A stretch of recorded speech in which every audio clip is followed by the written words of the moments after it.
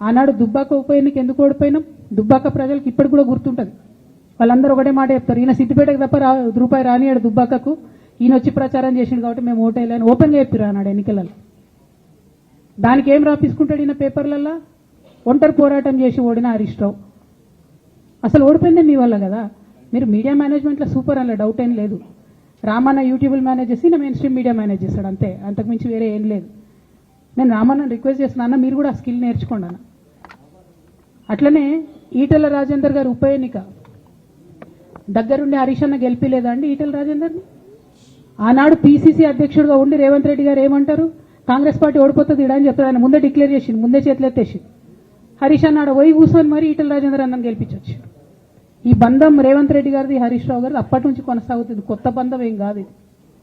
నేను కేసీఆర్ గారిని పెద్దల్ని రిక్వెస్ట్ చేసేది ఒకటే, ఈయన చేస్తున్న నక్కజిత్తుల్ని దయచేసి గమనించండి. ఇలా నేను బయట పోతా కావచ్చు, నాదేముంది, ఉద్యమంలోకి వెళ్ళి వచ్చినా వాళ్ళ ఉద్యమంలోకే పోతా, నాకు భయం ఏముంటుంది, నాకు ఎన్నడూ పదవుల మీద ఆశ లేదు.